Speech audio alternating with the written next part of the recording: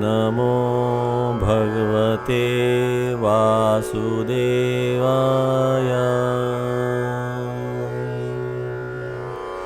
अथ द्वितीयोऽध्याय। संजय उवाच।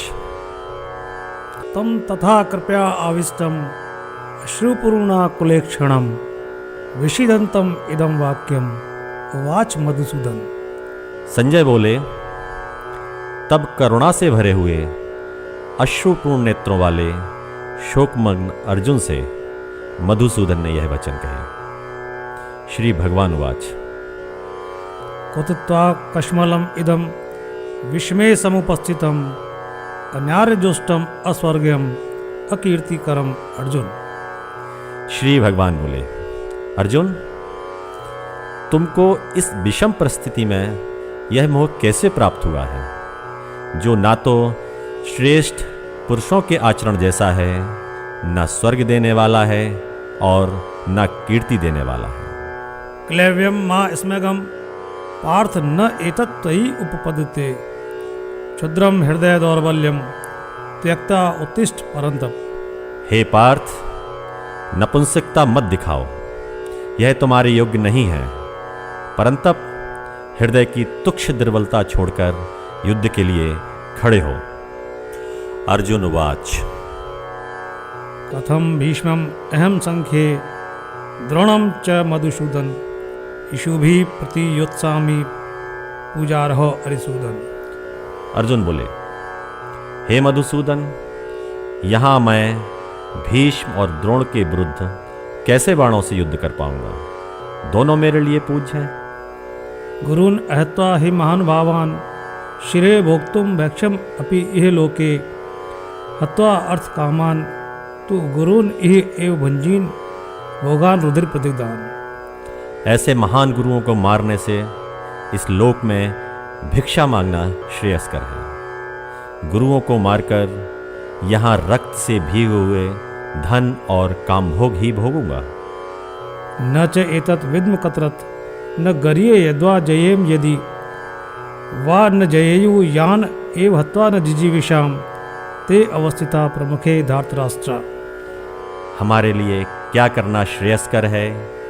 हम उन्हें जीतेंगे या वे हमें जीतेंगे, यह भी नहीं जानते। जिन्हें मारकर हम जीवित नहीं रहना चाहते, वे ही धृतराष्ट्र के पुत्र सामने खड़े हैं।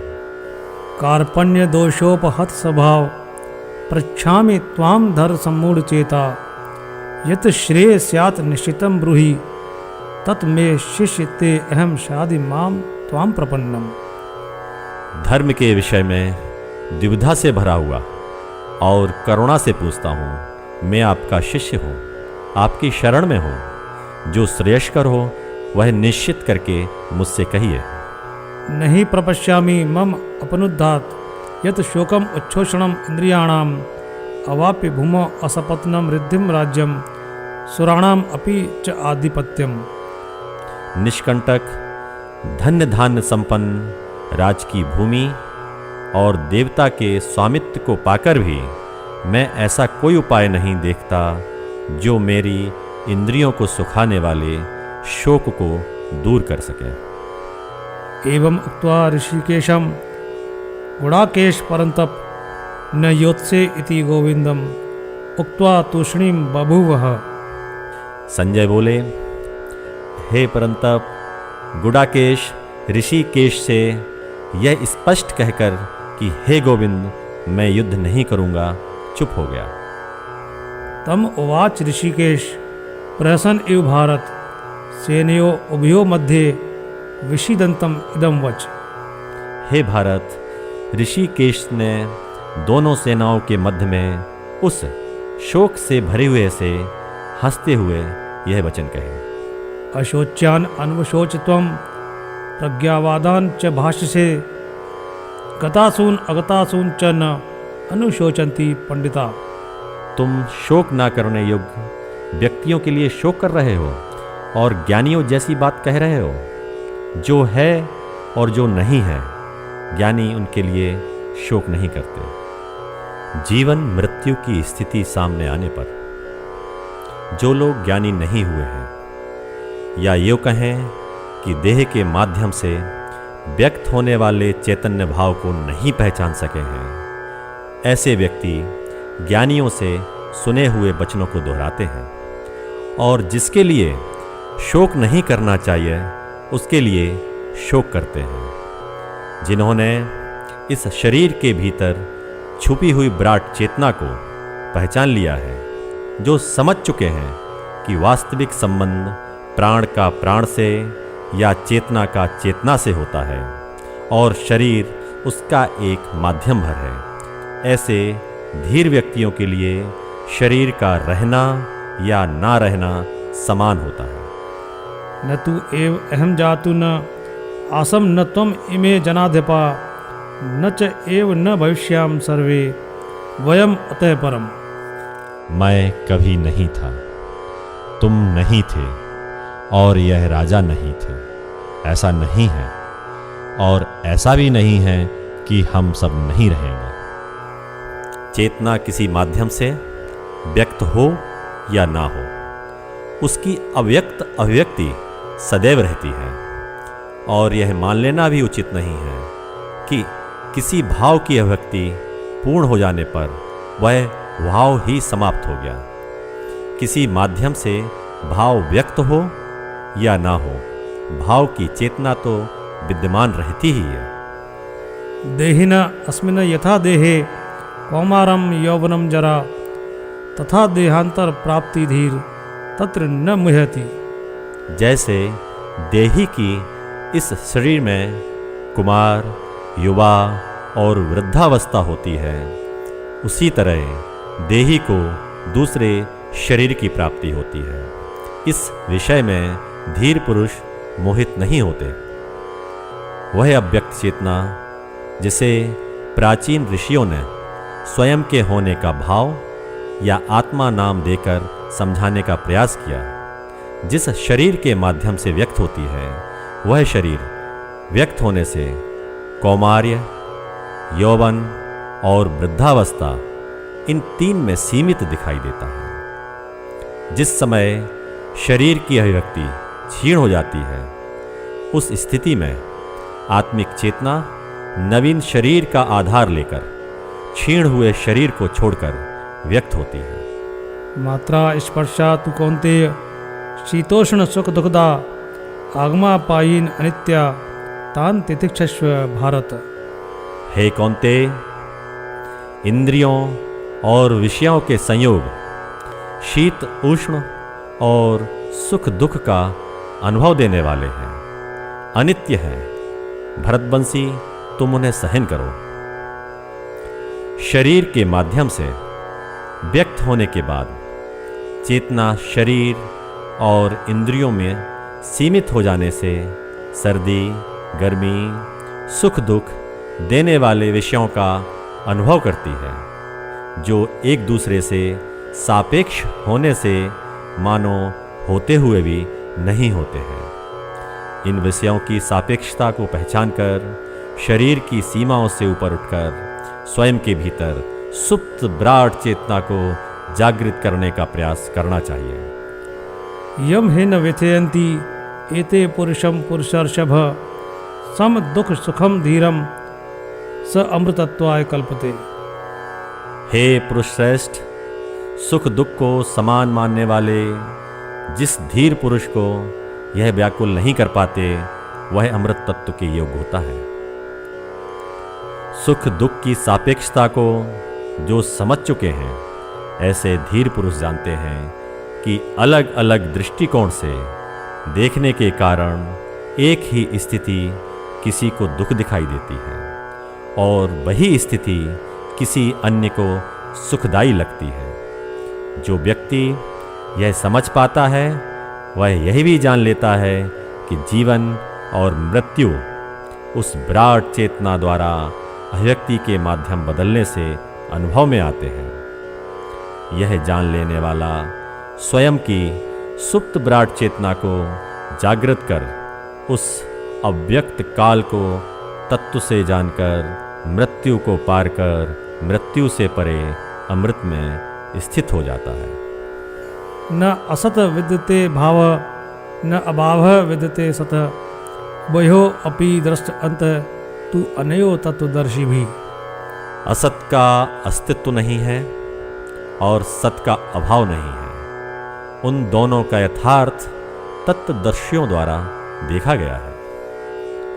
सामान्य व्यक्ति अपने मस्तिष्क की समस्त चेतना का जो बहुत अल्प अंश उपयोग में ला पाते हैं, उसे चिंतकों ने चेतन मस्तिष्क का नाम दिया और मस्तिष्क की विराट चेतना जो सुप्त अवस्था में रहती है, जिसका उपयोग कर पाने में सामान्य व्यक्ति असमर्थ रहते हैं, उसे अचेतन नाम दिया गया। जब असत और सत की बात की जाती है, तब उसका तात्पर्य यही होता है कि मस्तिष्क की सुप्त चेतना सोए हुए होने के कारण असत है और मस्तिष्क की जागृत हुई चेतना सत है।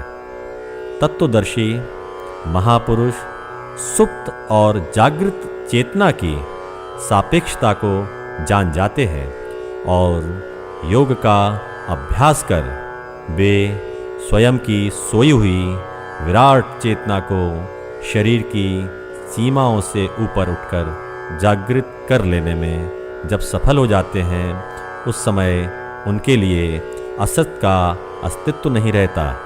वे जान जाते हैं कि भले ही चेतना के सुप्त होने से असत की स्थिति मानी जा रही थी, परंतु उस स्थिति में भी सत का अभाव नहीं था और यह बात समस्त मानवों पर लागू होती है, चाहे वे स्वयं की सुप्त चेतना को जागृत कर सकें या नहीं।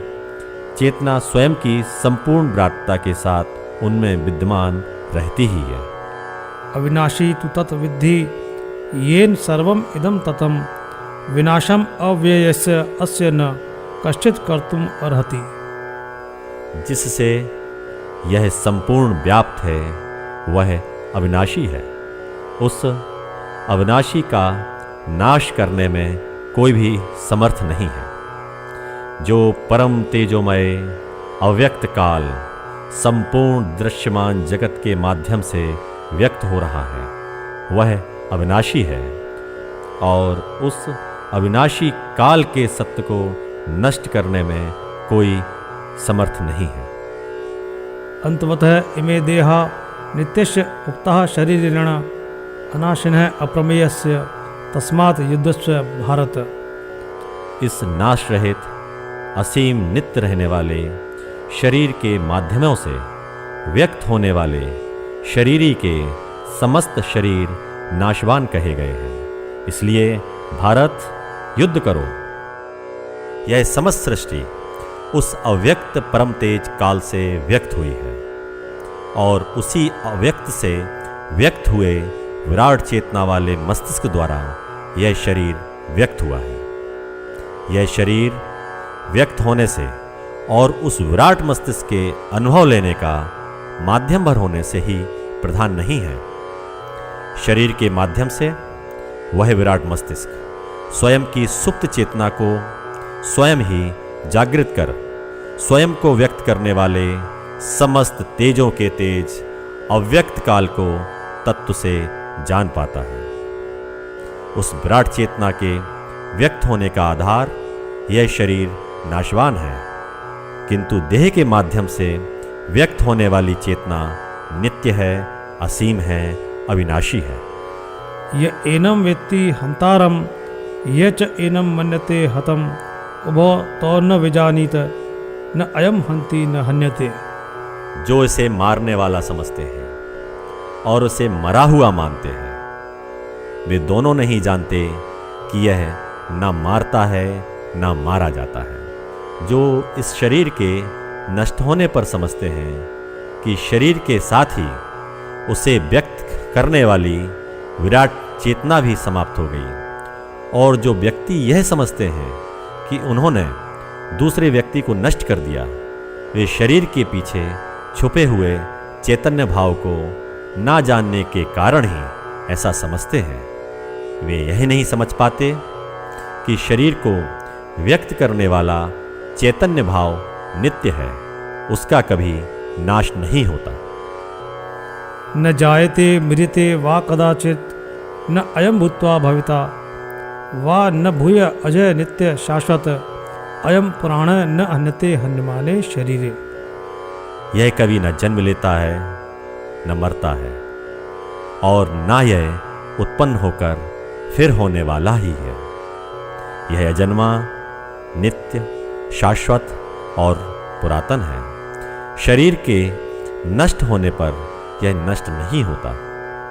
शरीर से परे की वह काल की अभिव्यक्ति, यह विराट मस्तिष्क की चेतना न जन्म लेती है और न मरती है। यह अव्यक्त चैतन्य भाव नित्य है, अजन्मा है, शाश्वत है, पुरातन है। इसकी अभिव्यक्ति का माध्यम एक शरीर नष्ट होने पर यह स्वयं की अभिव्यक्ति के लिए नया शरीर व्यक्त करता है। वेद अविनाशिनम नित्यम य एनम अजम अवेयम कथम स पुरुष पार्थ कम घातयति हंतिकम। हे पार्थ, जो इसे अविनाशी, नित्य, अजन्मा, कभी व्यतीत ना होने वाला जानता है, वह कैसे किसको मरवाता है और कैसे किसको मारता है। जो व्यक्ति उस परम तेजोमय काल से व्यक्त होने वाली इस विराट चेतना को शरीर के माध्यम से उसकी सीमाओं से ऊपर उठकर जान गए, उनके लिए शरीर गौण हो गया और उसको व्यक्त करने वाली चेतना प्रधान हो गई। ऐसे ज्ञानी यह भी समझ सके कि जीवन और मृत्यु वस्तुतः एक ही भाव की अलग अलग अभिव्यक्ति है। जो चेतना का स्तर शरीर की सीमाओं में ही सीमित रहने से अनुभव की जाती है। जिन महान व्यक्तियों की चेतना शरीर की सीमाओं से ऊपर उठकर अपनी संपूर्ण विराटता के साथ जागृत हुई है, उनकी दृष्टि में जीवन और मृत्यु में कोई भेद नहीं रहता। वसांसी जीर्णानि यथा विहाय नवानि गृह्णाति नर अपराणि तथा शरीराणि विहाय जीर्णानि अन्यानि संयाति नवानि देहि।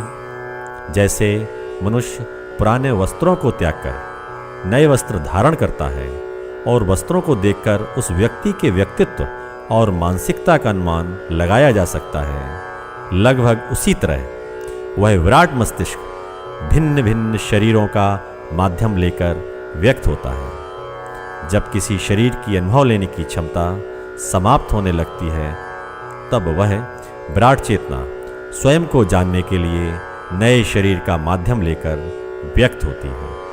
न एनम छिदन्ति शस्त्राणि न एनम दहति पावक न च एनम क्लेदयन्ति आप न शोषयति मारुत। इसे शस्त्र नहीं काट सकते, इसे आग नहीं जला सकती, इसे जल गीला नहीं कर सकता और वायु सुखा नहीं सकती। शरीर से परे की विराट चेतना को शस्त्र स्पर्श नहीं कर सकते, अग्नि इसे जला नहीं सकती, जल गीला नहीं कर सकता और वायु इसे सुखा नहीं सकती। लगभग उसी तरह जैसे आकाश का अनुभव करते हुए कोई उसे स्पर्श नहीं कर सकता। अच्छेद अयम अदाह अयम अक्लेद अशोष्य एव च नित्य सर्वगत स्थाणु अचल अयम असनातन है। यह आत्मा काटी नहीं जा सकती, जलाई नहीं जा सकती, गीली नहीं की जा सकती। यह अच्छेद है, यह आत्मा अदाह है, गीली नहीं हो सकती और सुखाई नहीं जा सकती। यह नित्य, सर्वव्यापक, अचल, स्थिर और सनातन है।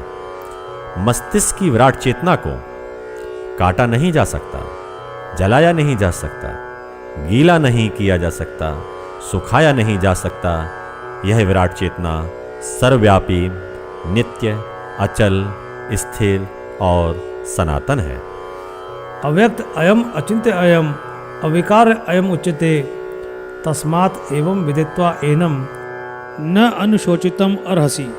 यह अव्यक्त है, यह अचिंत्य है, यह विकार रहित कही जाती है, इसलिए इसे जानकर तुम्हें शोक करना उचित नहीं। शरीर के माध्यम से व्यक्त होने वाली विराट चेतना शरीर में सीमित चेतना वाले व्यक्तियों के लिए अव्यक्त ही रहती है। वह अव्यक्त काल की अभिव्यक्ति विराट चेतना रहित है। जो योग कर्म का अभ्यास कर उसके परिणाम स्वरूप यह जान जाते हैं, वे शरीर में सीमित चेतना वाले व्यक्तियों के लिए शोक नहीं करते। अथ च एनम नित्यजातम नित्यम वा मनसे मृतम तथापि तुम महाबाहो न एवं शोचितुम अर्हसि। महाबाहो, यदि तुम इसे सदा जन्म लेने वाला और सदा मरने वाला मानो तो भी शोक करना उचित नहीं है। योगीराज उवाच। जो सामान्य व्यक्ति शब्द और दृश्य से परे जाकर इस शरीर का माध्यम लेकर व्यक्त होने वाली उस विराट चेतना को जागृत कर पाने में असफल रहे और जिनकी दृष्टि शरीर तक ही सीमित बुद्धि होने से जन्म और मृत्यु के ऊपर ही रही, ऐसे सीमित चेतना वाले व्यक्तियों को भी मृत्यु के ऊपर शोक करना उचित नहीं है। जातस्य हि ध्रुव मृत्यु ध्रुवम जन्म मृतस्य च तस्मात् अपरिहार्य अर्थे न त्वं शोचितुम अर्हसि। क्योंकि जन्म लेने वाले की मृत्यु निश्चित है और मरने वाले का जन्म निश्चित है, इसलिए तुम इस अपरिहार्य विषय में शोक मत करो। शरीर को प्रधान मानते हुए भी यदि विचार किया जाए तो जिस प्रकार जन्म लेने वालों की मृत्यु निश्चित है, उसी प्रकार मरने वाले का जन्म लेना भी निश्चित होना चाहिए। इतना ही समझ लिया जाए तो शारीरिक सीमाओं में सीमित बुद्धि वाला व्यक्ति शोक से ऊपर उठ सकता है। अव्यक्तादीनि भूतानि व्यक्त मध्यानि भारत अव्यक्त निधनानि एव तत्र का परिदेवना। हे भारत, समस्त प्राणी जन्म से पहले अव्यक्त और निधन के बाद भी अव्यक्त है। जन्म और मृत्यु के मध्य में व्यक्त रहते हैं, फिर ऐसी स्थिति में शोक क्या। वह अव्यक्त विराट काल स्वरूप चेतना शरीर का माध्यम लेने से पहले अव्यक्त रहती है और शरीर का माध्यम त्याग देने के पश्चात भी अव्यक्त रहती है। शरीर के माध्यम से व्यक्त होने पर ही उस विराट चेतना का आभास होता है। जो शरीर की सीमाओं से ऊपर उठकर उस विराट चेतना में स्थित हो सके हैं, वे जन्म और मृत्यु की सापेक्षता को जान पाते हैं। उस स्थिति में शरीर का रहना या ना रहना उनके लिए समान ही होता है। आश्चर्यवत पश्यति कश्चित् एनम आश्चर्यवत वदति तथा एव च अन्य आश्चर्यवत च एनम अन्य शृणोति श्रुत्वा अपि एनम वेद न च एव कश्चित्। कोई इसे आश्चर्य के साथ देखता है, वैसे ही दूसरा इसके बारे में आश्चर्य के साथ कहता है और दूसरा आश्चर्य से इसे सुनता है और सुनकर भी इसे नहीं जान पाता। जब साधक योग कर्म करता हुआ ध्यान की गहराइयों में उतरकर देह के माध्यम से व्यक्त होने वाले चैतन्य भाव का अनुभव करता है, उस समय प्रथम अनुभव होने के कारण उस अव्यक्त चेतना को आश्चर्य के साथ ही अनुभव करता है और उस भाव को व्यक्त करने के लिए जिन शब्दों का वह सहारा लेता है, वे आश्चर्य से भरे होते हैं। और जो व्यक्ति उनको सुनते हैं, उन्हें देह के परे के अव्यक्त भाव का ज्ञान न होने से आश्चर्य होता है। सुनने मात्र से वे इस अव्यक्त विराट चेतना के भाव को नहीं समझ पाते। देहि नित्यम अवध्य अयम देहे सर्वस्य भारत तस्मात् सर्वाणि भूतानि न त्वं शोचितुम अर्हसि। हे भारत, यह देही समस्त देहों में अवध्य है, इसलिए समस्त देहधारियों के लिए तुम शोक मत करो। देह के माध्यम से व्यक्त होने वाला वह चैतन्य भाव अव्यक्त काल की अव्यक्ति होने से कभी समाप्त न होने वाला है। मात्र वे माध्यम समाप्त होते हैं जिनका आधार लेकर वह व्यक्त होता है। स्वधर्मम अपीच अवेक्ष्य न विकम्पितुम अर्हसि धर्म्यात् ही युद्धात् श्रेय अन्यथ क्षत्रियस्य न विद्यते। और अपने धर्म को देखते हुए भी भय करना उचित नहीं है, क्योंकि धर्म युद्ध से अधिक श्रेय क्षत्रिय के लिए नहीं है। शरीर और शरीर के पीछे छिपे हुए विराट चैतन्य भाव को समझाकर अब भगवान श्री कृष्ण अर्जुन को शरीर की सीमाओं में सीमित बुद्धि के स्तर से समझा रहे हैं। अर्जुन क्षत्रिय थे। क्षत्रिय के स्वाभाविक कर्म का युद्ध में पीछे न हटना एक प्रमुख लक्षण है। उसी की ओर वो संकेत कर रहे हैं। यहाँ वे अर्जुन को बता रहे हैं कि तुम क्षत्रिय हो, युद्ध करना तुम्हारा धर्म है और धर्म युद्ध से बढ़कर क्षत्रिय के लिए श्रेयस्कर कुछ नहीं है, इसलिए भय मत करो। यत्रच्छया च उपपन्नम स्वर्गद्वारम अपावृतम सुखना क्षत्रिया पार्थ लभन्ते युद्धम ईदृशम। हे पार्थ, स्वयं प्राप्त हुए और स्वर्ग के द्वार खोलने वाले इस युद्ध को क्षत्रिय पाकर सुखी होते हैं। युद्ध में मृत्यु को वे आत्मसंतुष्टि रूप स्वर्ग का द्वार मानते हैं। अथे चेत त्वम इमं धर्म्यम संग्रामम न करिष्यसि तत् स्वधर्मम कीर्तिम च हित्वा पापम अवापस्यसि। इसलिए यदि तुम युद्ध नहीं करोगे तो स्वधर्म और कीर्ति खोकर तुम्हें पाप प्राप्त होता है। यदि क्षत्रिय के धर्म का पालन करते हुए, जो कि तुम्हारा स्वभाव है, युद्ध नहीं करोगे तो अपने स्वभाव के विपरीत कार्य करने से अशांति रूपी परिणाम तुम्हें प्राप्त होगा और तुम्हारा अप्रतिम योद्धा के रूप में जो यश है वह भी समाप्त हो जाएगा। अकीर्तिम च अपि भूतानि कथयिष्यन्ति ते अव्ययाम संभावितस्य च अकीर्ति मरणात् अतिरिचिते। और सभी बहुत समय तक तुम्हारी अकीर्ति की बात करेंगे। वह अकीर्ति सम्मानित के लिए मरण से भी अधिक होती है। जितने भी व्यक्ति तुम्हें एक महान योद्धा के रूप में जानते हैं, वे तुम्हारे युद्ध से हट जाने की लंबे समय तक चर्चा करेंगे, जो तुम्हारे जैसे महान योद्धा के लिए जीते जी मरने से भी अधिक निकृष्ट होगा। भयात रणात उपरतम मनसन्ते त्वाम महारथा येषाम च त्वम बहुमत उत्वा याससि लाघवम। जिनके सामने तुम बहुत माननीय होकर भी तुच्छ हो जाओगे, वे महारथी तुम्हें भय के कारण युद्ध से अलग हुआ मानेंगे। योगी राज उवाच। तुमने महान योद्धाओं के बीच में अपनी महानता सिद्ध की है, फिर भी युद्ध से पीछे हटने को वे सभी योद्धा तुम्हारा भय ही मानेंगे। अवाच्यवादान च बहुन वदिष्यन्ति तव अहिता निंदन्त तव सामर्थ्यम तत् दुखतुरम नुकिम।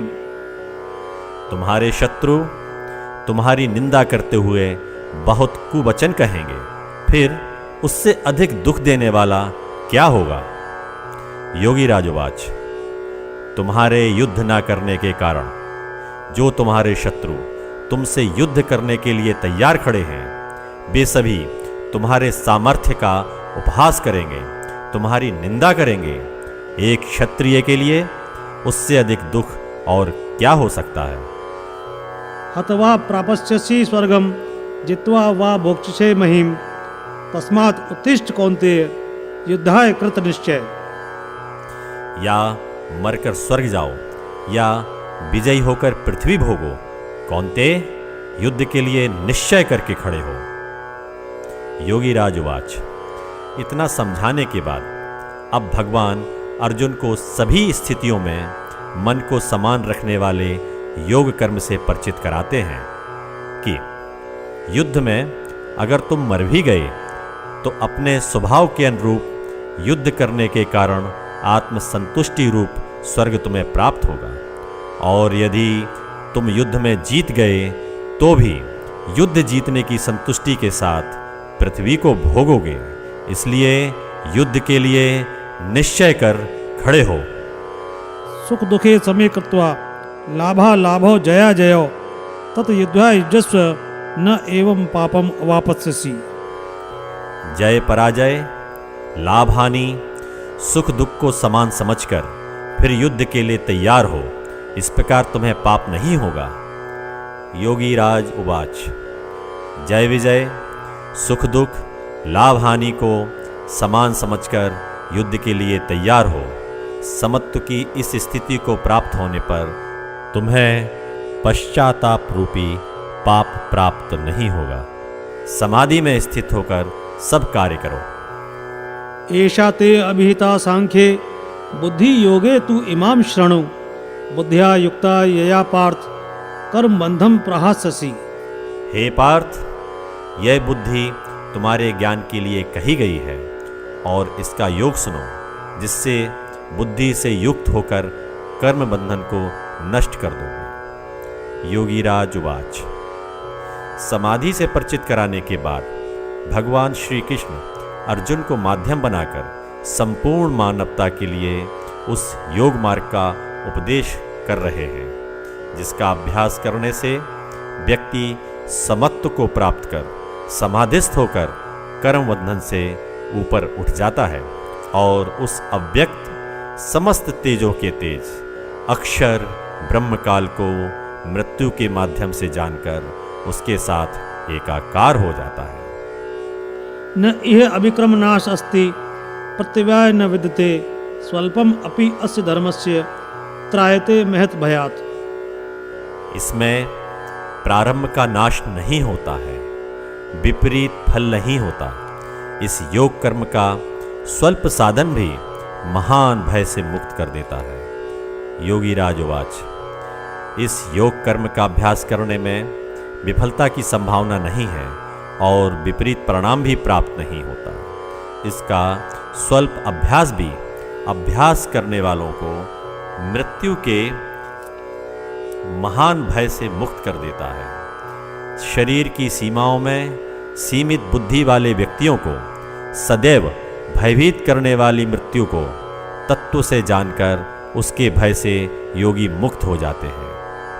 मृत्यु एक ऐसा माध्यम है जिसके द्वारा मस्तिष्क की विराट चेतना को जागृत कर लेने वाला महापुरुष देश की सीमाएं पार कर स्वयं विराट हो जाता है। व्यवसायात्मिका बुद्धि एका इह कुरुनंदन बहुशाखा ही अनंता च बुद्धय अव्यवसायी नाम। हे कुरुनंदन, इसमें निश्चयात्मक बुद्धि एक है और अनिश्चय से भरी हुई बुद्धि अनंत भेदों वाली होती है। योगीराज उवाच। इस मार्ग में स्वयं की चेतना का संपूर्ण विराटता को जागृत करने का निश्चय करके जो साधक आगे बढ़ते हैं, वे अपने जीवन का उद्देश्य समझ चुके होते हैं, और जो इतने बुद्धिमान नहीं हैं कि जीवन के उद्देश्य को समझ सकें, उनका जीवन अनेकों दुविधाओं में व्यतीत हो जाता है।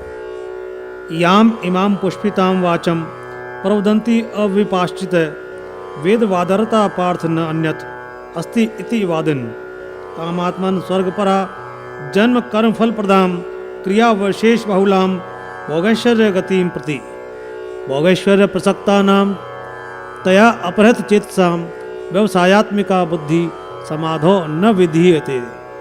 हे पार्थ, जो भोगों में तन्मय है और कर्म फल के प्रशंसक वेद वाक्यों में ही प्रीति रखते हैं, जिनकी बुद्धि में स्वर्ग ही परम फल है, वे अविवेकी लोग दिखावटी शोभायुक्त बातें कहा करते हैं। कामी व्यक्ति स्वर्ग को ही परम श्रेष्ठ मानते हैं, स्वर्ग को जन्म के कर्म का फल देने वाला समझते हैं, भोग और ऐश्वर्य की प्राप्ति के लिए बहुत सी विशेष क्रियाएं बताते हैं। और जो भोग और वैश्वर्य में अत्यंत आसक्त चित्त वाले होते हैं, ऐसे व्यक्तियों की बुद्धि समाधि के लिए निश्चय नहीं कर पाती है। योगी राजवाच, ऐसे द्विविधा युक्त बुद्धि वाले व्यक्तियों को दूसरे द्विविधा से भरे हुए पुरुष किसी भी कर्म को प्रारंभ करने से पहले उसके फल का लालच देते हैं। विशेष रूप से शरीर को ही प्रधान मानने वाले, जिनकी बुद्धि शरीर को व्यक्त करने वाले विराट चेतन भाव तक नहीं जाती, ऐसे व्यक्ति क्षणिक शारीरिक संतुष्टि को ही परम श्रेष्ठ मानने वाले होते हैं। अपने स्वार्थों की पूर्ति के लिए दूसरे द्विविधा युक्त बुद्धि वाले व्यक्तियों से भोग और ऐश्वर्य की प्राप्ति का लालच देते हुए अनेक क्रियाओं और कर्मकांडों के बारे में मीठी मीठी बातें कहा करते हैं। उन बातों को सुनकर जिन व्यक्तियों का मन भोग और ऐश्वर्य में ही आसक्त बना रहता है, उनकी बुद्धि समाधि के लिए उपयुक्त नहीं होती और वे शरीर तक ही सीमित चेतना होने से समाधि की बातें भी कल्पना की उड़ान मानते हैं। त्रैगुण्य विषया वेदा निस्त्रैगुण्य भव अर्जुन, निर्द्वंद्व नित्य सत्वस्थ निर्योग क्षेम आत्मवान। हे अर्जुन, वेद 3 गुणों के विषय वाले हैं। तुम तीनों गुणों से परे हो जाओ और निर्द्वंद नित्य सत्य में स्थित, प्राप्त और अप्राप्त में समान रहते हुए आत्मवान हो जाओ। योगी राजवाच, भोग और ऐश्वर्य प्रदान करने वाली मस्तिष्क की विराट चेतना 3 गुणों में सीमित रहती है। 3 गुणों में सीमित रहने के कारण यह समाधि के उपयुक्त नहीं होती है।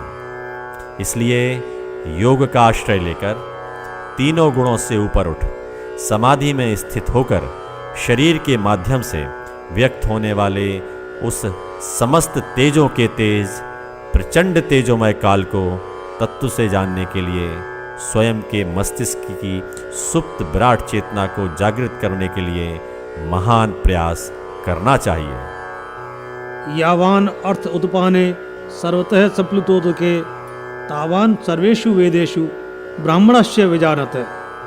सब ओर से धरती के जलमग्न होने पर छोटे जलाशयों का जितना प्रयोजन रहता है, भली भांति जानने वाले ब्राह्मण का सारे वेदों में उतना ही प्रयोजन रहता है। योगी राजवाच, योग कर्म का प्रबल अभ्यास करते हुए जब साधक शरीर की सीमाएं पार कर अपने मस्तिष्क की संपूर्ण विराट चेतना को जागृत कर लेता है, तब उसके लिए इंद्रियों तक सीमित रहने वाली चेतना लगभग वैसी ही होती है जैसे कि समुद्र को पा लेने वाले व्यक्ति के लिए छोटे जलाशयों का अस्तित्व। कर्मणि एव अधिकारते माँ फलेषु कदाचन, माँ कर्म फल हेतु भूमा ते संगस्तु अकर्मणि। कर्म में ही तुम्हारा अधिकार है, उसके फल में कभी नहीं। तुम कर्म फल के हेतु मत हो और कर्म ना करने में भी तुम्हारी आसक्ति ना हो। योगी राजवाच, सर्वप्रथम व्यक्ति फल की कामना करता है। यही कामना कर्म की उत्पत्ति का कारण होती है। संसार में जितने भी कर्म किए जाते हैं, वे सभी कर्म फल की कामना से ही प्रारंभ होते हैं, परंतु यह योग कर्म एक ऐसा कर्म है जो समाधि की कामना से प्रारंभ किया जाता है और साधक जब इस कर्म की गहराई में उतरता है, उस स्थिति में वह इस शरीर से परे की विराट चेतना को जानने लगता है। उस जानने की स्थिति में वह अपने द्वारा किए जा रहे कर्म का फल प्राप्त करने से उदासीन हो जाता है। जिस क्षण में उससे अनुभूति होती है, उसी क्षण से ही समाधि का प्रारंभ होता है। समाधि प्रारंभ होने के बाद उस साधक के माध्यम से निष्काम कर्म संपादित होने लगते हैं। योगस्थ कुरु कर्माणि संगम त्यक्ता धनंजय, सिद्धय सिद्धयो संभूत्वा समत्वम योग उच्यते। धनंजय, तुम योग में स्थित रहते हुए आसक्ति त्याग कर सिद्धि और असिद्धि में सम होकर कर्म करो, यह समत्व ही योग कहा जाता है। योगीराज उवाच। अपनी संपूर्ण चेतना को चैतन्य करने के लिए योग कर्म करते हुए शरीर की सीमाओं से ऊपर उठ जाने से शरीर और इंद्रियों के माध्यम से प्राप्त होने वाले विषयों के प्रति आकर्षण समाप्त हो जाता है। जीवन और मृत्यु की सापेक्षता तत्व से जान लेने के बाद योगी समत्व की स्थिति में स्थित हो जाता है। उसकी दृष्टि में फिर जीवन मृत्यु, हानि लाभ, सिद्धि असद्धि सभी समान हो जाते हैं। दूरेण ही अवरम कर्म बुद्धि योगात् धनंजय बुद्धो शरणम अन्वेक्ष कृपणा फल हेतव। बुद्धि योग की अपेक्षा कर्म अत्यंत तुच्छ है। धनंजय, तुम बुद्धि का आश्रय ग्रहण करो, क्योंकि फल की कामना करने वाले अत्यंत दीन होते हैं। योगीराज उवाच। शरीर की सीमाओं में सीमित इंद्रियों की तृप्ति मात्र की कामना से कर्म करने वाले सामान्य व्यक्ति स्वयं की सुप्त विराट चेतना को जागृत करने के लिए प्रयास न करने के कारण कृपण कहे जाते हैं। शारीरिक भोगों के लोभवश वे जीवन भर मृत्यु से भयभीत रहते हैं और उसी भय के कारण वे स्वयं की सुप्त विराट चेतना को जागृत करने का प्रयास नहीं करते। बुद्धि युक्त जहाति इह उभे सुकृत दुष्कृते तस्मात् योगायुज्यस्व योग कर्मसु कौशलम। बुद्धि से युक्त व्यक्ति इसी लोक में पाप और पुण्य दोनों को त्याग देता है। इसलिए तुम योग के लिए ही प्रयत्न करो। यह योग ही कर्मों में कुशलता है। योगीराज उवाच। अत्यंत कौशल से इस योग कर्म को करते हुए जो साधक स्वयं की सुप्त विराट चेतना जागृत कर पाने में सफल हुए, वे अच्छे और बुरे कर्मों की सापेक्षता को समझकर स्वयं की विराट चेतना को उस समस्त तेजों के तेज प्रचंड तेजोमय अक्षर ब्रह्म में केंद्रित कर उसके साथ एकाकार हो जाते हैं। कर्मजम बुद्धियुक्ता ही फलम त्यक्ता मनीषिण जन्म बंधन विनिर्मुक्ता पदम गच्छन्ति अनामयम। बुद्धि से युक्त मनीषी कर्म फल को त्याग कर जन्म बंधन से मुक्त होकर निर्दोष अमृतमय पद को जाते हैं। योगीराज उवाच। जिन साधकों ने योग का अभ्यास करके शरीर को व्यक्त करने वाली अव्यक्त विराट चेतना को जाना, वे समझ पाए कि समस्त अभिव्यक्तियां उस परम चेतना के व्यक्त होने का माध्यम भर हैं। वे उस चैतन्य भाव में स्थित होकर जन्म लेने के महान बंधन से मुक्त हो जाते हैं और उस अव्यक्त परम अक्षर ब्रह्म के साथ एकाकार हो जाते हैं। यदा ते मोह कलिलम बुद्धि व्यतितरिष्यति तदा गंतासि निर्वेदम श्रोतवस्य श्रुतस्य च। जब तुम्हारी बुद्धि मोह के कीचड़ से पार हो जाएगी, उस समय तुम सुनने योग्य और सुने हुए के प्रति वैराग्य में स्थित हो जाओगे। योगीराज उवाच। जब योग कर्म का अभ्यास करते हुए व्यक्ति की चेतना शरीर की सीमाओं से ऊपर उठ जाती है, उस समय वह मस्तिष्क और इंद्रियों का संबंध जान जाता है। वह समझ पाता है कि इंद्रियों और शरीर के माध्यम से मस्तिष्क स्वयं अनुभव करता है। शरीर और इंद्रियों की तुलना में मस्तिष्क ही प्रधान है। मस्तिष्क के बिना शरीर और इंद्रियों की स्वयं कोई सत्ता नहीं है। यह जान लेने से वह विषयों के प्रति इंद्रियों के आकर्षण को पहचान कर उस आकर्षण से मुक्त हो जाता है। इसी स्थिति को वैराग्य की स्थिति कहा जाता है। श्रुति प्रतिपन्ना ते यदा स्थास्यति निश्चला समाधो अचला बुद्धि तदा योगम अवापस्यसि। श्रुतियों को सुनने से विचलित हुई तुम्हारी बुद्धि समाधि में अचल स्थिर हो जाएगी, तब तुम्हें योग प्राप्त होगा। योगीराज उवाच। जिस समय अनेक कामनाओं की पूर्ति के लिए कर्म करने से विचलित हुई बुद्धि स्वयं की सुप्त चेतना को जागृत करने का निश्चय करके योग कर्म का अभ्यास करते हुए समाधि में स्थित हो जाती है, उस समय साधक योग कर्म के परिणाम को उपलब्ध हुआ समझा जाता है। इसी स्थिति को समत्व भी कहते हैं। अर्जुन उवाच स्थित प्रज्ञस्य का भाषा समाधितस्य केशव स्थित धी किम प्रभाषेत किमासीत व्रजेत किम। अर्जुन बोले, हे केशव, समाधि में स्थित प्रज्ञ के क्या लक्षण है? स्थिर बुद्धि वाला कैसे बोलता है, कैसे बैठता है और कैसे गतिमान होता है? श्री भगवान उवाच प्रजहाति यदा कामान सर्वान् पार्थ मनोगतान आत्मनि एव आत्मना तुष्ट स्थित प्रज्ञ तदा उच्यते।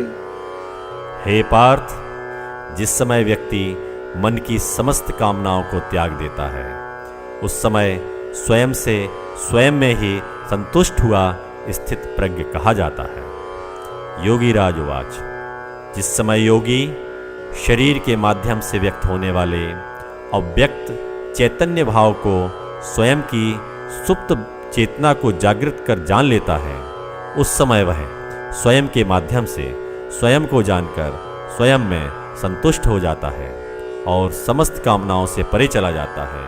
ऐसे महान योगी को स्थित प्रज्ञ कहते हैं। दुखेषु अनुद्विनगमना सुखेषु विगत स्पृह वीतराग भय क्रोध स्थित धीक मुनि मुच्यते। दुखों में जिसका मन उद्विग्न नहीं होता, सुखों की प्राप्ति की लालसा जिसमें नहीं है, जिसके राग भय और क्रोध नष्ट हो गए हैं, ऐसा मुनि स्थिर बुद्धि कहा जाता है। योगी राजवाच ऐसे महान व्यक्ति यह समझ पाते हैं कि दुख सुख भय क्रोध आसक्ति आदि जितने भी भाव देखने में आते हैं, वे समस्त भाव एक ही चेतना की अलग अलग अभिव्यक्तियां हैं। लगभग उसी तरह जैसे अलग अलग वाद्य यंत्रों के माध्यम से मूल अभिव्यक्ति संगीत की ही होती है। यह सर्वत्र अनभिस्नेह तत् तत् प्राप्य शुभाशुभम न अभिनंदती न द्वेष्टि तस्य प्रज्ञा प्रतिष्ठिता। जो सर्वत्र स्नेह रहित हुआ शुभ या अशुभ को प्राप्त करके ना प्रसन्न होता है और ना द्वेष ही करता है, उसकी प्रज्ञा प्रतिष्ठित है। योगी राज उवाच स्थित प्रज्ञ महापुरुष के लिए ना तो यह कहा जा सकता है कि वे किसी में आसक्त हैं और ना यह कहा जा सकता कि वे आसक्ति शून्य है। उनके लिए शुभ अशुभ एक ही भाव की अलग अलग प्रतीत होने वाली अभिव्यक्तियां हैं। जिस समय इस स्थिति में जो महान व्यक्ति होता है, उस समय वह बुद्धि के विकास की चरम सीमा छू रहा होता है। उस समय उसकी प्रज्ञा प्रतिष्ठित कही जाती है। यदा संहरते च अयम कूर्म अंगानि इव सर्वशः इंद्रियाणि इंद्रियार्थेभ्य तस्य प्रज्ञा प्रतिष्ठिता। जैसे कछुआ अंगों को समेट लेता है, वैसे ही जब व्यक्ति इंद्रियों को इंद्रियों के विषयों से सब ओर से समेट लेता है, तब उसकी प्रज्ञा प्रतिष्ठित होती है। योगी राज उवाच ऐसा प्रज्ञावान व्यक्ति विराट चेतना की व्यक्ति अपने शरीर को पूरी तरह जान लेता है और जानने की प्रक्रिया में वह यह भी समझ पाता है कि अलग अलग इंद्रियों के माध्यम से मस्तिष्क ही विषयों का अनुभव करता है। यह समझ लेने वाला महापुरुष योग कर्म द्वारा अपने मस्तिष्क की संपूर्ण सुप्त चेतना को जागृत कर लेता है। जागृत हो जाने पर उसके मस्तिष्क को इंद्रियों के सहारे की आवश्यकता नहीं रहती। वह स्वयं के जागृत चेतना वाले मस्तिष्क द्वारा स्वयं के चैतन्य मस्तिष्क में ही संतुष्ट रहता है। ऐसे महान व्यक्तियों के लिए इंद्रियां और शरीर गौण हो जाते हैं। विषया विनिवर्तन्ते निराहारस्य देहेन रसवर्जम रस अपि अस्य परम दृष्टवा निवर्तते। निराहारी पुरुष के विषय तो छूट जाते हैं, किंतु विषयों का रस नहीं, और परम को देखने वाले पुरुष का यह रस भी समाप्त हो जाता है। योगीराज उवाच कई तथाकथित साधक जो यह नहीं समझ पाते हैं कि इंद्रियों के माध्यम से मुख्य रूप से मस्तिष्क ही अनुभव प्राप्त करता है। अपनी इंद्रियों को स्वयं का शत्रु मान लेते हैं और कई मन को वश में करने के प्रयास में इंद्रियों को मारने का प्रयास करते हैं। इस प्रयास में अनेक व्यक्ति लंबे समय तक निराहार रहते देखे गए हैं। निराहार रहने के कारण उनका शरीर क्षीण हो जाता है, इंद्रियां निर्बल हो जाती हैं। ऐसी स्थिति होने पर भी इंद्रियों के माध्यम से प्राप्त होने वाले अनुभवों का स्मरण वे करते रहते हैं, बिना यह समझे कि इंद्रियां मस्तिष्क के यंत्रों के रूप में कार्य करती हैं। मस्तिष्क के बिना स्वयं में उनकी कोई अलग सत्ता नहीं है। इस बात को योग का अभ्यास करने वाले जान जाते हैं और मन के द्वारा मन को जानकर शरीर के पीछे छिपे अव्यक्त चैतन्य भाव में स्थित हो जाते हैं। एततः हि अपि कौन्तेय पुरुषस्य विपश्चितः इंद्रियाणि प्रमाथीनि हरन्ति प्रसभम मन। कौन्तेय, यत्न करते हुए बुद्धिमान पुरुष के मन को भी पीड़ा पहुंचाने वाली इंद्रियां बलपूर्वक हर लेती हैं। योगीराज उवाच।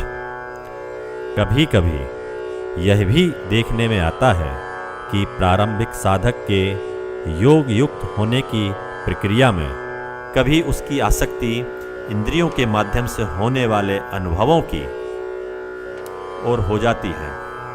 कभी कभी यह भी देखने में आता है कि प्रारंभिक साधक के योग युक्त होने की प्रक्रिया में कभी उसकी आसक्ति इंद्रियों के माध्यम से होने वाले अनुभवों की ओर हो जाती है।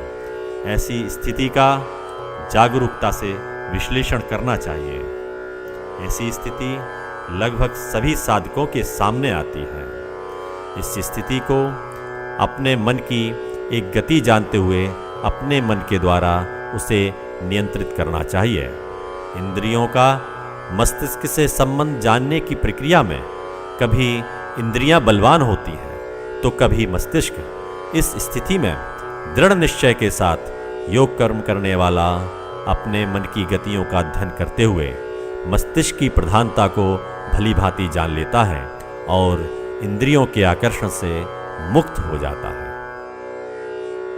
तानि सर्वाणि संयम्य युक्त आसीत मत पर वशे ही यस्य इंद्रियाणि तस्य प्रज्ञा प्रतिष्ठिता। इसलिए उन संपूर्ण इंद्रियों को वश में करके मेरे परायण होकर युक्त होकर स्थित हो जाओ, क्योंकि जिसकी इंद्रियां वश में होती हैं उसी की प्रज्ञा प्रतिष्ठित होती है। योगी राजवाच। जिस समय साधक यह समझ लेता है कि इंद्रियों के माध्यम से मस्तिष्क स्वयं अनुभव ले रहा है, उस समय वह विषयों के प्रति आकर्षण के कारण को भी जान जाता है। आकर्षण के कारण ज्ञात होने पर वह उन आकर्षणों के प्रभाव से मुक्त हो जाता है।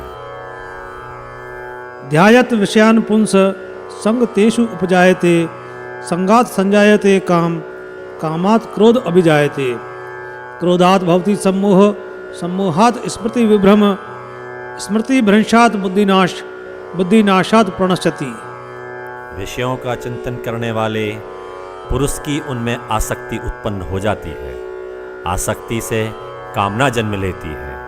कामना से क्रोध उत्पन्न होता है। क्रोध से अविवेक उत्पन्न होता है।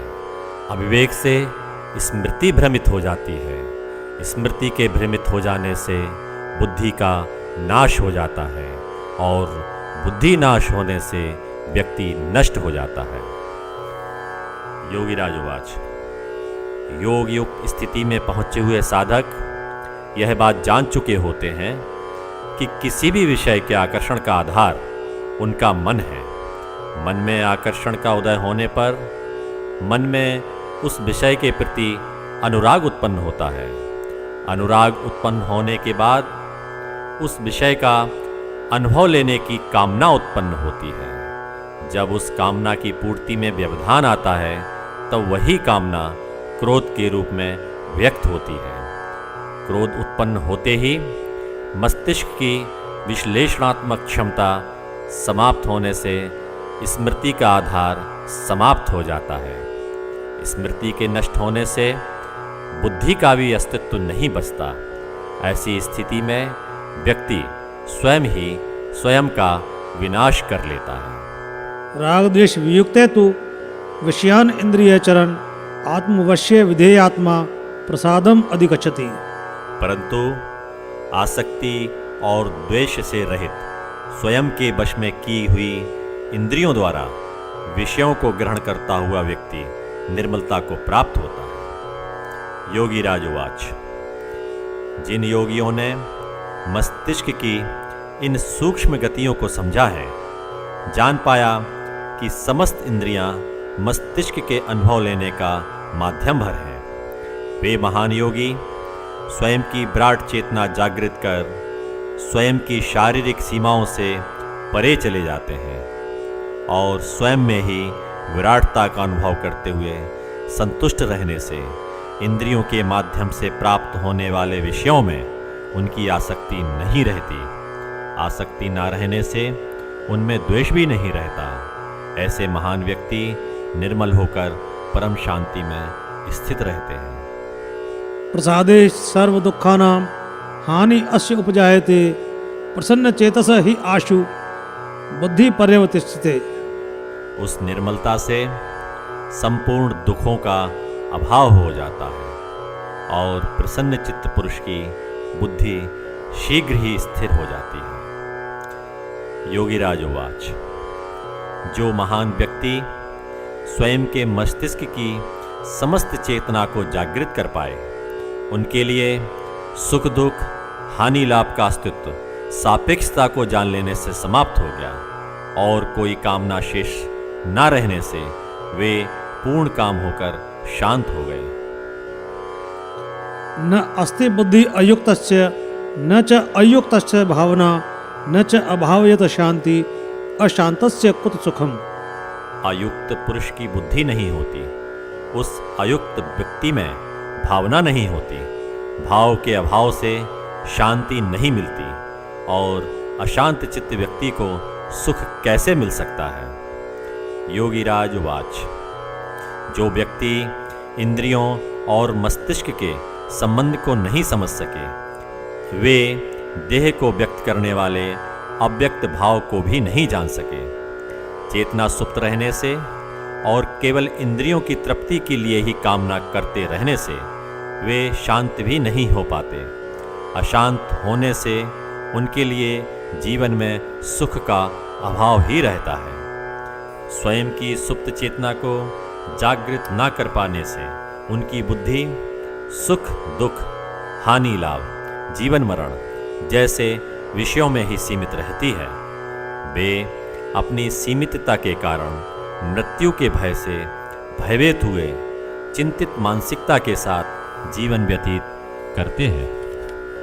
इंद्रियाणाम ही चरताम यत मने अनुविधीयते तत् अस्य हरति प्रज्ञाम वायु नावम इव अंबसी। क्योंकि विचरने वाली इंद्रियों में से मन जिस भी इंद्रिय का अनुसरण करता है, वही इंद्रिय अयुक्त पुरुष की बुद्धि को वैसे ही हर लेती है जैसे वायु जल में चलने वाली नाव को। योगीराज उवाच। जिन सामान्य व्यक्तियों की बुद्धि स्वयं की सुप्त चेतना को जागृत ना कर पाने से विराट नहीं हो पाई है, वे इंद्रियों को ही प्रधान समझते हैं। इंद्रियों को प्रधान वे अपने मस्तिष्क द्वारा ही समझते हैं। यही बात वे नहीं समझ पाते। तस्मात् यस्य महाबाहो निग्रहतानि सर्वशः इंद्रियाणि इंद्रियार्थेभ्य तस्य प्रज्ञा प्रतिष्ठिता। महाबाहो, जिसने इंद्रियों के विषयों से इंद्रियों को अलग कर लिया है, उसकी बुद्धि स्थिर होती है। योगीराज उवाच। जो योगी मस्तिष्क की प्रधानता को जान जाते हैं, उनके लिए इंद्रियों के विषय गौण हो जाते हैं। इंद्रियों को प्रधान समझने के कारण अशांत मन वाले व्यक्ति समझते हैं कि उन योगियों ने इंद्रियों को वश में किया हुआ है, इसलिए उनकी बुद्धि स्थिर है, जबकि यथार्थ ऐसा नहीं होता। जब शरीर के माध्यम से योगी स्वयं के मस्तिष्क की सुप्त विराट चेतना को योग कर्म द्वारा जागृत कर लेते हैं, तब उनके लिए शरीर गौण हो जाता है। इंद्रियों के विषयों में उनका आकर्षण नहीं रहता। इंद्रियों के विषयों में आकर्षण ना रहने से इंद्रियां उनके लिए मित्रवत हो जाती हैं, और जो व्यक्ति स्वयं की सुप्त चेतना से अनजान रहते हैं, उनके लिए शरीर और इंद्रियों के विषय ही प्रधान रहते हैं। ऐसे व्यक्तियों की बुद्धि स्थिर नहीं हो पाती। या निशा सर्वभूतानां तस्यां जागर्ति संयमी यस्यां जागर्ति भूतानि सा निशा पश्यत मुने। समस्त प्राणियों के लिए जो रात्रि है उसमें संयमी जागता है, और जब सब प्राणी जागते हैं उस स्थिति को मुनि रात्रि के समान देखते हैं। योगी राजवाच, जिन्हें हम योग युक्त साधक कहते हैं, वे ऐसे महान व्यक्ति हैं जो अपनी मस्तिष्क की संपूर्ण विराट चेतना को योग साधना के माध्यम से चैतन्य करने में समर्थ हुए। ऐसी ही विभूतियों को भगवान श्री कृष्ण ने स्थित प्रज्ञ की संज्ञा दी है।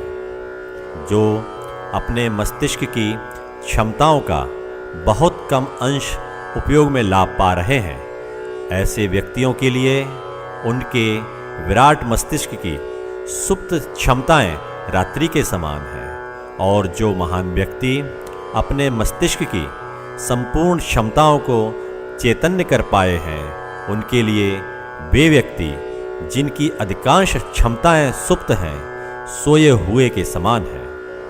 जागृत चेतना वाले व्यक्तियों के लिए सुप्त चेतना वाले व्यक्ति मानो रात्रि में स्थित है।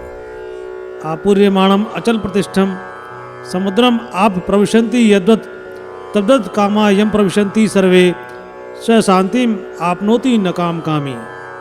जिस प्रकार सब ओर से पूर्ण होते रहने वाले स्थिर समुद्र में जल प्रविष्ट हो जाते हैं, उसी प्रकार समस्त काम विषय प्रविष्ट होने पर भी जो स्थिर रहता है वही शांति को प्राप्त होता है, भोगों की कामना करने वाला नहीं। योगी राजवाच, जो महापुरुष अपने मस्तिष्क की विराटता को पूरी तरह चैतन्य करने में सफल हुए, उन्हें इंद्रियों के माध्यम से होने वाले अनुभव विचलित नहीं कर पाते, या यूँ कहें कि जो योग के माध्यम से अपने मस्तिष्क की संपूर्ण क्षमताओं को जागृत कर सके, ऐसे ही व्यक्ति पूर्ण कहे गए, और वे समस्त सृष्टि के साथ एकाकार होकर विश्वात्मा हुए, और उस परम तेजोमय समस्त तेजों के तेज समस्त सृष्टि के व्यक्त करता अव्यक्त काल के साथ एकाकार होकर शांत हो गए। विहाय कामान ये सर्वान पुमान चरति निस्पृह निर्मम निरहंकार स शांतिम अधिगच्छति। जो महापुरुष समस्त कामनाओं को त्याग कर ममता रहित, अहंकार रहित और तृष्णा से अलग हुआ विचरता है, वही शांति को प्राप्त होता है। योगी राजवाच, ऐसे महापुरुष मानो होते हुए भी नहीं होते, त्याग कर भी कुछ नहीं त्यागते, ममत्व से भरे होकर भी निर्मम से लगते हैं, भोग भोगते हुए वे कुछ नहीं भोगते, अहंकार रहित होते हुए भी अहंकारी से लगते हैं। ऐसे वे पूर्ण चैतन्य महापुरुष परम शांति में विचरते हैं।